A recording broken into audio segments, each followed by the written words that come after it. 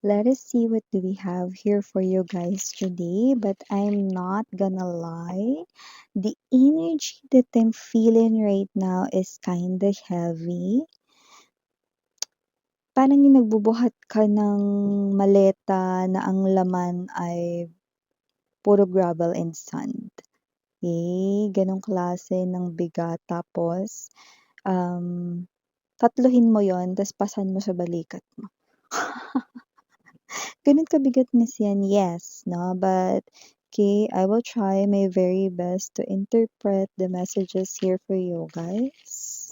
So, ako nang bahala do'n. Just listen and, okay, be open. Yan, no? Open-minded ka ba? Be open. Okay?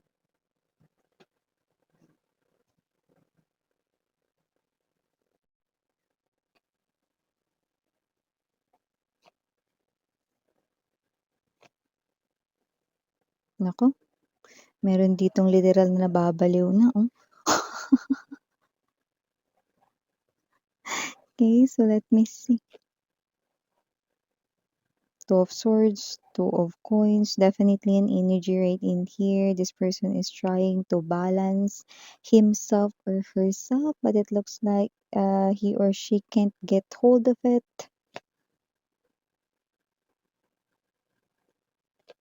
Stuck into something, yet in denial. I got it. Six of Cups right at the center of the reading. Lo? Nababaliw na nga talaga ito mga babes, no? Lo? You know, bottom of the deck, we've got the Nine of Swords energy, the Nine of Wands. Could be seeing a lot of number nines, number twos, but doesn't have to be. It looks like this person here sees a lot of number twos, okay? And number nines. Hermit, bottom of the deck. Alam mo, malinaw na ito ay effect or epekto ng Mercury retrograde, okay? Because we are already, no, nag-under gone, no, sa Mercury retrograde. So, if I'm not mistaken, ito ay sa last week ng November matatapos this year. Right, no? Pero yun nga, no, mahaba-haba yun kasi nagsimula na tayo sa Mercury retrograde, no? And there's a lot of energies, there's a lot of resurfacing, no, ng mga past, no? Yung mga guilty na hindi nagigilty ay magiging guilty. Ang mga tao na in denial at nakasakit na sinasabi ritong hindi sila nanakit ay mare-realize nilang nanakit sila. So lahat yun parte ng Mercury retrograde. Okay? Kaya ang isang ito with the full card energy, definitely an energy here of your ex-person, your ex-lover who is denial. Okay? Definitely, nakikita natin dito na itong tao na to, no, ay literal na parang nabubuang or nababaliw dito, but it is because of the Mercury retrograde. Sabi na nga ba, this is about the big moon, umpisa pa lamang, and whatever it is, now look at that, no? Mukha yung stars, pero definitely it's the energy of the moon. So, it has something to do with the Mercury retrograde. This person here, maraming mga nagre-resurface dito ng mga kasalanan, no? At mga memories ninyo, lahat-lahat na, no, magbabalikan yun lahat, no? Paatras ang pabalik nun mga mahal, no? Paano paatras, miss yan, no? Mula doon sa niloko ka niya, nasaktan ka niya, pinagtaksilan ka niya, ano man yan, nag-involve ng third party situation, niloko, ginoyo kayo sa pera rito, no? Paatras ito, no? Okay, dun sa niloko ka niya, no, at ang pinakahuli nito ay ang mga matatamis or mga sweet ninyong mga ala-ala nung kayo'y mag-sweetheart pa. Yan. Yun yung pinakahuli. Yun yung pinakamabigat, no, na kanya ritong mababalikan, no? Dahil ngayong Mercury retrograde. Ito. ay parang isang klase ng bangungot para sa kanya 'no. Pero nakakaloka 'tong person ninyo 'no, dahil, itong tao na ito medyo ma-pride at ma-ego, okey? Nakikita ko dito that this person here, kinukumbinsi niya yung sarili niya 'no, na ngayon nami-miss niyo siya, ngayon walang araw na hindi niyo siya naaalala 'no. Okay, meron sa kanyang mga thoughts na mga ganyan 'no, may mga thoughts rin siya rito na iniisip niya na gusto mo siyang kontakin pero nahihiya ka 'no. This person here is thinking na head over heels ka pa rin sa kanya 'no. This person here is thinking that you're still in love with him or her, that you're still patay na patay sa kanya rito 'no, na makipagbalikan. Okay, so may mga ganyan siyang thoughts 'no. Alam ko nakapamewang ka ngayon na hanggang kilikili. At yung iba 'no, kumukunot na rito ang noo at kilay 'no, at yung iba malapit na ritong ma-HB. Naku, wag naman mga mahal 'no. Okay, dahil okay, hear what I'm about to say to you guys 'no.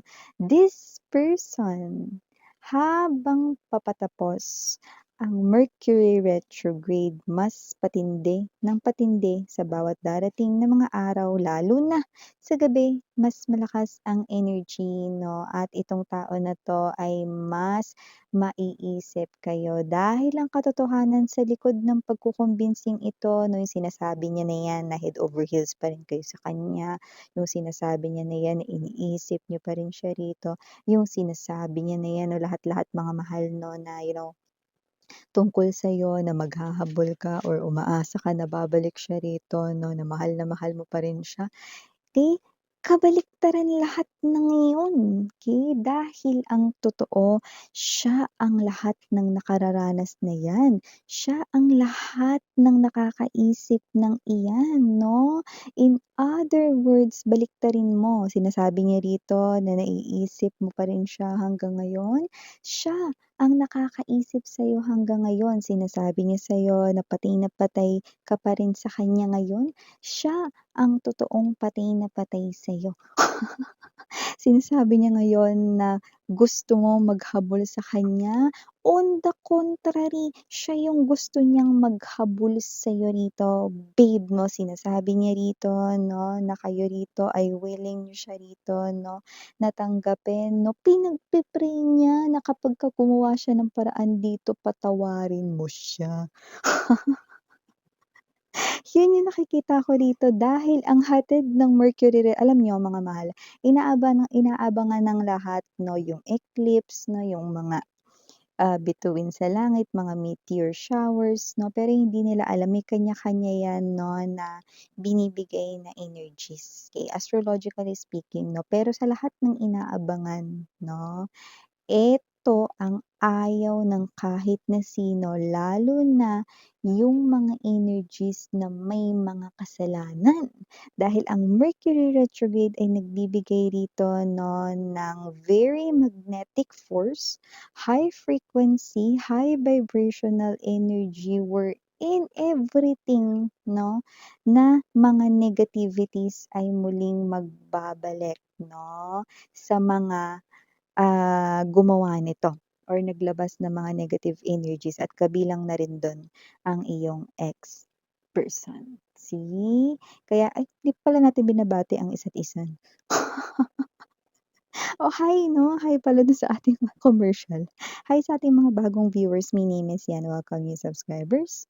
Returning Eastern buyers, thank you po sa inyong walang sawang love at support for me. At kung hindi niyo pa alam mga mahal, meron pa tayong other channel, ang doll name which means Goddess of the Moon in Korean. So ang link niyan down below sa ating description box. May mga ina-upload din tayo araw-araw diyan na collective readings for all signs. Kaya kahit anong zodiac sign ninyo, welcome kayo there. At syempre mga mahal na wala rin po tayo rito 'no, na gender, babae, lalaki, LGBT at puwede rin po itong kahit na anong time period. Timeless ito 'no, pero ngayon 'to nangyayari. Mercury retrograde 2025, 'yan. Kaya yung mga ex ninyong hindi nagsisisi kahit na isang dekada pa yung lumipas na, hiwalay kayo niyan o yung iba kahit mas matagal pa dun 'no, ngayong Mercury retrograde 2025 tapos siya. kailangan niya 'tong paghandaan 'no? At saka kung sino 'tong ex mo, wala pa 'tong hilig sa mga tarot or energy readings, wala pa yang alam diyan. Yung iba naman alam yan, 'di naman naniniwala. So, meron siya ditong mga mararamdaman na ganyan at nagsimula na nga yan bago pa nagsimula ang Mercury retrograde, which I do feel like 'no, if I'm not mistaken, nag-start ito, maybe Nov 8 or Nov 9, okay? But yeah, okay, from there 'no, and then okay, last week ng November mag-e-end 'to 'no. So, say parang halos isang buwan din, 'di ba? So, paghandaan niya ito kasi ito yung klase ng energy na kung sasabi ko sa kanya rito mga babes 'no, bukod sa magiging emosyonal siya diyan, nakikita ko rito na magtatawag siya rito ng barkada, friends 'no, para mag-inuman sila at magsasaya para makalimot dahil tingnan mo, eto na naman ang presensya ng buwan, oh. Sa bawat araw meron siya rito 'no, na mararanasan na epekto or bagsik ng Mercury retrograde, 'yan. Ang tunay na nasasaktan, ang tunay na nangungulila ay walang iba kundi siya. Siya talaga ang lahat ng ito 'no, pero ngayon in denial siya sa pagsisimula ng Mercury retrograde. Sinasabi niya rito, ikaw yun lahat, pero siya pala yun lahat. See, nakikita ko na itong tao na 'to 'no, will be like this, okay, Tutsi Guevara, 'di makatulog sa gabi. Sa kakaisip, paano ba maalisan ng ganitong klase ng feeling 'no, hindi niya kayo rito maalisan kahit na niya rito 'no, na kasi ang Mercury retrograde mga mahal 'no, para mas maintindihan ninyo ito ng mas madali 'no, kapagka ganito ang phase or ang meron 'no, sa atin na sitwasyon, ibig sabihin nito, maapektuhan ang iyo ritong mga nararamdaman. May mga ala-ala na mga hindi mo naman iniisip pero maaalala mo ulit or magbabalik, wala kang magagawa 'no. So, gano'n yung mangyayari sa kanya, maaalala niya rito ang lahat, pero yung sa kanya paatras, paatras. Simula nung kanya rito 'no, na pagtataksil hanggang pabalik or simula ng panloloko, pang-iiwan, panggo-ghost, paatras hanggang ang pinaka magiging huli ay yung pakiramdam na magbabalik yung pagmamahal niya, maaalala niya yun, yung pagmamahal niyo sa kanya at yung pagmamahal niya sa inyo noon. See? Parang isa itong klase 'no, na para siyang pinipiga 'no, na bagong ahon 'no, ng bagong labang towel. Daming mae-example yun. Yun kasi yung nakita ko. O siguro may iba diyan 'no, kakatapos niyo lang maglaba mga mare 'no, or yung mga ano diyan, wala tayong gender dito na baka maglalaba pa lang kayo 'no, or naglalaba kayo habang nakikinig kayo, you know, just take how this resonates, okey? O yung iba naiisipan na maglalaba, okey? Puwedeng hindi ngayon pero parang ini-schedule sa isip na, "Uy, makapaglaba nga." Ayan. So, kung sino man 'tong mga energies na ito 'no, wala kayo ditong dapat ihanda, okey? Kayo, meron kayong mga maaalalang memories about this person ngayong Mercury retrograde. Pero hindi kayo undergo doon sa feeling na nasaktan kayo way back then dahil siya yun. Siya yung makakaramdam nun, siya yung hahanap-hanapin kayo, siya yung magbabalik yung feeling sa inyo. Boom! Hermit energy, mare-realize niyo yan lahat. Kaya wag na kayong magtaka kung wala pa, hindi pa natatapos yung November, marami ng magcha-chat sa inyo, tatawag sa inyo. Yung iba, medyo may in denial stage, baka gumamit ng unknown number. Okay?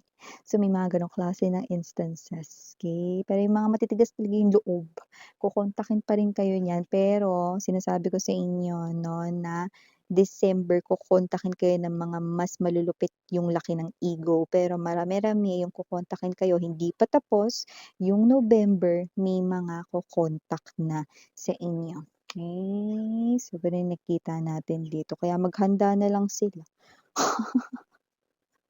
Kasi sila talaga yung kailangan maghanda dito, parang magkakaroon sila ng biglaang mga flashbacks everyday, especially every night 'no, about all of the memories, okey, na meron siya sa'yo.